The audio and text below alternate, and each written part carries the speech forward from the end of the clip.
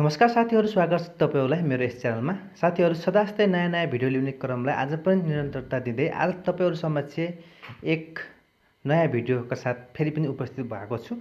र आज म तपाईहरुले फेसबुक युज गर्नुहुन्छ र फेसबुक युज गर्दाखेरि तपाईहरुले ग्रुपहरु क्रिएट गर्नु भएको छ होला र कहिलेकाहीँ ग्रुपमा एडमिनहरु राख्नुपर्ने हुन्छ र एडमिन कसरी राख्ने त, नयाँ एडमिनलाई हामीले कसरी एड गर्न सक्छौं त्यो कुराहरु चाहिँ आज सिकाउन लागिरहेको छु।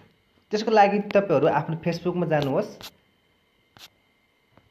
फेसबुकमा गइसकेपछि जुन फेसबुकबाट तपाईहरुले एडमिन एड गर्नुहुने हो त्यो फेसबुक चाहिँ लगइन गर्नुहोस् र लगइन गरिसकेपछि यहाँ माथि 3 डटमा जानुहोस्, यहाँ क्लिक गर्नुहोस् र यहाँ क्लिक गरिसकेपछि तपाईहरु चाहिँ आफ्नो ग्रुपमा जानुहोस्। जस्तै यहाँ ग्रुप भनिरहेको छ, यहाँ ग्रुपमा जानुहोस् र ग्रुपमा गइसकेपछि यहाँनिर तपाईको योर ग्रुप भनेको छ, आफ्नो ग्रुपहरुमा चाहिँ जानुहोस् र आफ्नो ग्रुपमा गइसकेपछि कुन ग्रुपमा साथी एड गर्नुहुने हो त्यहाँ चाहिँ क्लिक गर्नुहोस्। जस्तै मैले यहाँ क्लिक गरे र यहाँ क्लिक गरिसकेपछि अब तपाईले साथीलाई एडमिन बनाउँदै हुनुहुन्छ भने जसलाई एडमिन बनाउने हो त्यसको लागि चाहिँ यहाँ माथि देख्नु भएको छ, यहाँ राइट कर्नरमा त्यहाँ चाहिँ क्लिक गर्नुहोस् र यहाँ क्लिक गरिसकेपछि तल चाहिँ फेरि जानुहोस्, यहाँ मेम्बरमा जानुहोस् र मेम्बरमा गइसकेपछि यहाँ चाहिँ तपाईहरुको साथीहरु चाहिँ देखाउँछ र अदर मेम्बरहरु भनेर यसरी चाहिँ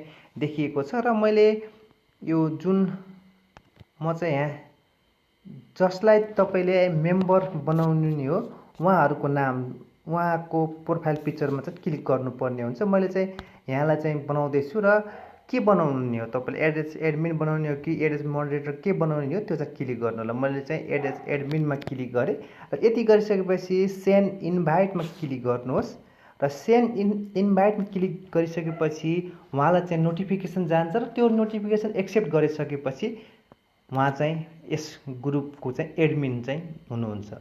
र तपाईहरुलाई आजको यो भिडियो चाहिँ कस्तो लाग्यो र आगामी दिनहरुमा यस्तै नयाँ भिडियोको लागि हाम्रो यस च्यानललाई तपाईहरुले अझै पनि सब्स्क्राइब गर्नुभएको छैन भने कृपया सब्स्क्राइब गरिदिनु होला भन्दै छिट्टै अर्को नयाँ भिडियोमा भेट्ने बाचासहित आजलाई बिदा चाहन्छु। होस् त, नमस्कार, तपाईको दिन शुभ रहोस्।